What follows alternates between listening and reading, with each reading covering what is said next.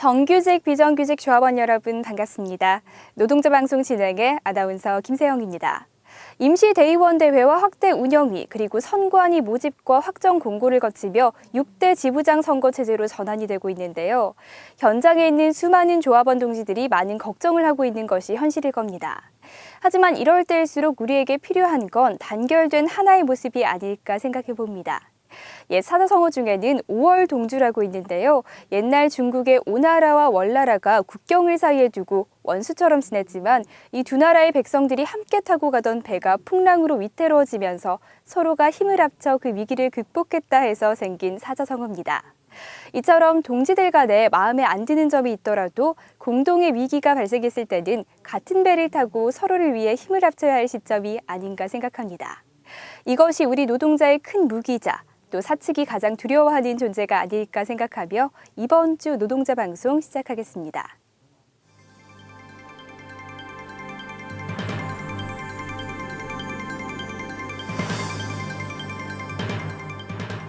지난 5일 124차 임시대의원 대회가 개최됐습니다. 이번 주 특별기획방송은 2015년 임단협 요구안에 대한 설명과 진행 과정, 그리고 결렬 전까지의 합의 내용을 담은 아직 끝나지 않은 투쟁 편입니다.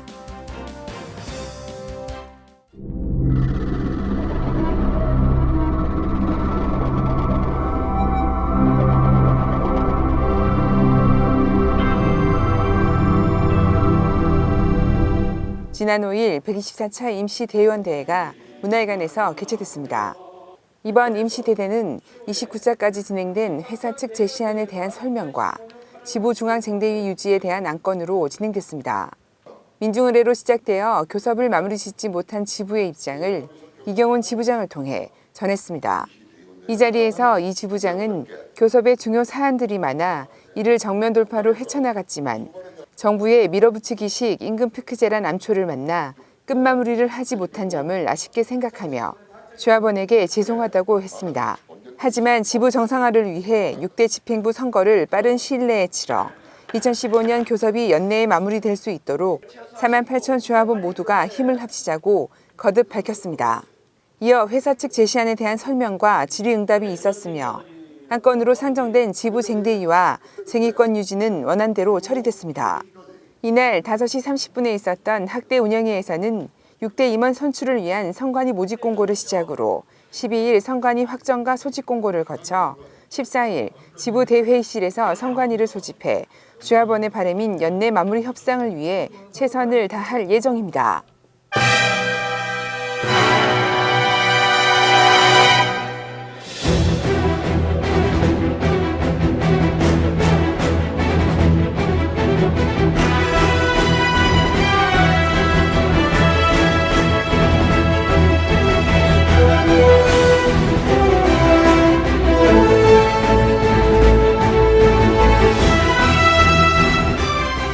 우리 노동조합은 언제나 투쟁과 협상을 병행하며 단체 협상을 이끌어왔다. 2015년 임단토 핵심 쟁점은 다음과 같다. 첫째, 고용 안정이다. 국민연금 수령 연령까지 정년을 연장하고 완전 고용보장 합의서를 체결한다. 해고의 회피 노력과 강화, 물량 확보, 불법 파견 특별교섭을 통한 비정규직 문제를 해결한다. 둘째, 건강권 확대다. 노동시간 단축과 연구직 일반직의 연장노동 적립제 신설, 산업안전 보건활동 강화, 발암물질 없는 회사와 사내 진료 및 검진 체계를 혁신한다. 셋째, 고정성 임금 확보로 임금 안정성 구축이다. 기본급 15만 9천 원 인상, 2014년 당기순이익 30% 요구와 88 조기 시행, 완전 원급제를 도입한다. 넷째, 복지 향상이다. 안심하고 아이를 키울 수 있는 회사, 장기 근속자의 예우를 확대한다. 이어서 6대 요구안은 다음과 같다. 첫 번째, 모든 비정규직의 정규직화. 금속노조와 지부, 그리고 울산 비정규직 지회, 이렇게 3주체 논의에 따라 불법 파견 특별 교섭을 통한 비정규직 문제를 요구하는 것이다. 두 번째, 고소 고발 및 손해배상 가압류 철회와 명예회복이다. 세 번째, 대국민 공개 사과다. 네 번째, 비정규직 노동자 추가 사용 금지다. 다섯 번째, 구조조정 중단이다. 여섯 번째, 노동조합 활동 보장이다. 다음은 별도 요구안이다. 첫 번째, 순이익의 30%를 성과급으로 요구한다. 두 번째, 인간다운 삶을 영위하기 위해 월급제를 요구한다. 세 번째, 완전 고용 보장 합의서를 요구한다. 네 번째, 해고자 복직, 고소 고발 및 손배 가압류 취하를 요구한다. 다섯 번째, 88 조기 시행을 요구한다. 여섯 번째, 주거 지원금 및 결혼자금 5천만 원까지 증액 및 이회 신청을 요구한다. 일곱 번째, 연구직 일반직 연장 노동 적립제 신설을 요구한다. 여덟 번째, 전문 연구직 신설을 요구한다. 아홉 번째, 상용차 전문 직영 서비스 센터 신축을 요구한다. 열 번째, 영업직군 승진제도 개선을 요구한다. 11번째, 판매 지점 총량을 요구한다. 12번째, 판매 수탁자 보험 연장 시행을 요구한다. 13번째, 법 판결에 따른 불법 파견 특별교섭을 요구한다. 끝으로 단체 교섭 개정 주요 요구안이다. 현행 135개 조항 중 조신설 1개, 항신설 7개, 항개정 29개, 별도 회의록 13개, 총 50개 항목에 걸쳐 요구안을 확정했다. 제1장 총칙, 조합원의 자격을 당사자 권한 확대와 조합원의 범위를 확대한다. 제2장, 조합 활동에서는 민주노총 위원장 선거 1차 투표 시간을 1시간 추가한다.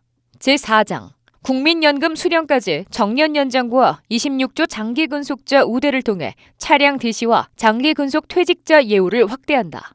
제5장, 41조, 42조, 45조에서는 신기술 도입 등 공장 이전과 생산량 등을 감안해 정리해고에 제한을 둔다. 제8장, 남녀 평등과 모성 보호를 위해 다태산 120일, 임산부 1일 2시간 단축과 근로시간 단축 시 통상임금의 70%를 지급한다. 제9장, 산업안전보건과 관련해 건강검진 확대와 산재자 가족 우선 채용, 유가족과 장의비를 확대하며 직무 스트레스 예방 대책을 마련한다. 제10장, 복지 후생 및 교육 훈련을 통해 취약 전 1년간 분기별 30만 원 지급, 요양원 등 진료비 지원 범위를 확대한다. 임단협 요구안이 진통 끝에 대의원 만장일치로 통과됐다. 노사 첫 상견례를 시작으로 본격적인 협상이 진행됐다. 22차례의 협상이 있었지만 결국 이경훈 지부장은 협상 결렬을 선언했다. 임시 대의원 대회를 거쳐 쟁의 발생을 결의하고 4만 8천 조합원의 이름으로 투쟁을 선포했다. 쟁의 행위 찬반 투표를 통해 압도적인 찬성을 이끌어냈다. 가열찬 투쟁의 의지를 모아 교섭이 재개됐지만 정부가 사측을 압박해 임금 피크제란 돌발 변수와 생산 현장에서 나도는 여러 소문이 더 이상의 교섭을 힘들게 했다. 이에 지부는 더 이상의 교섭에 의미를 두지 않고 교섭 결렬과 함께 3일간의 부분 파업을 진행했다. 그리고 중앙쟁대위 회의와 임시대의원 대회를 거쳐 조속한 지부 정상화를 위해 6대 임원 선거를 치르기로 최종 결정했다. 기형적인 8+9.33이던 주간 연속 2교대를 완전 88로 조기 완성. 현장의 편성 효율 한계를 감안한 UPH업 최소화와 공장 간 불균형 해소 원칙이 수립됐다. 그리고 기득권 사수와 대체 휴일 확보, 임금 보전 등으로 2016년 1월 4일 완전 88을 확보했다. 상여금 산입 확대 총력, 4대 집행부 단체 교섭에서 대표 소송을 진행하기로 했었다. 하지만 고정성 결여가 문제돼 2014년 파업을 강행, 2012년 합의서를 폐기하고 노사 자율적 합의를 이끌어냈다. 이것은 복잡한 임금 체계를 단순화하고 물량 변동과 불경기에도 안정적인 월급과 기본급 향상, 직군 간 불평등 해소에 중점을 둔 것이다. 집행부는 호봉제와 직무직능제를 완전 폐지했고 총액 임금제를 넘어선 임금 효과를 발생시켰다. 의장 라인 23년 근속자의 현행 임금 체계와 상여금 기초급 산입대의 임금 비교에 이에서도 개인별 통상시급 12,209원에서 18,355원으로 적용돼 월 65,324원과 연 78만 3,888원의 임금 상승을 가져오게 된다. 현장에서 이야기하는 임금 저하는 분명 아닌 것이다. 완전 고용보장의 전력 투구.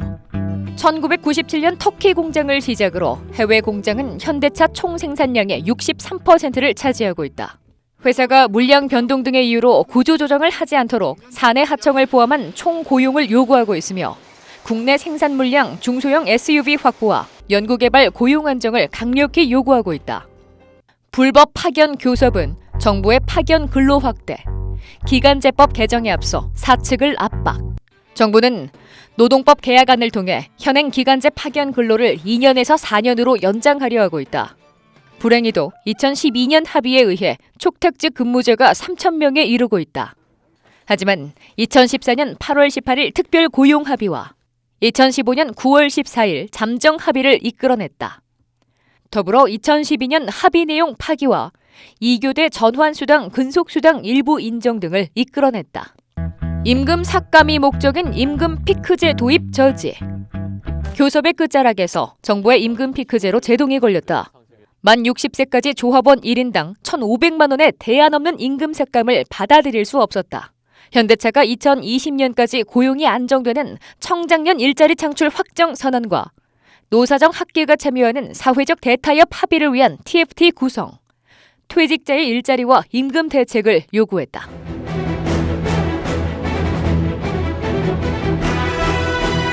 (2015년) 우리의 투쟁을 마무리 짓지 못했다. 지구의 정상화가 하루빨리 이루어질 수 있도록 지혜를 모아야 할 것이다. 지금 우리에게 필요한 것은 단결. 이것 하나뿐이다. 이와 더불어 박근혜 정부가 노동자를 향한 칼끝을 겨누고 있다. 그곳은 더 쉬운 해고, 더 낮은 임금, 더 많은 비정규직을 만들어 노동자의 삶을 송두리째 빼앗아갈 것이다. 서로의 반목은 패배와 탄압으로 이어질 뿐이다. 이제 노동자의 미래는 스스로 지켜가야 한다. 그 길에 현대차 지부 48,000 조합원이 함께 해야 할 것이다.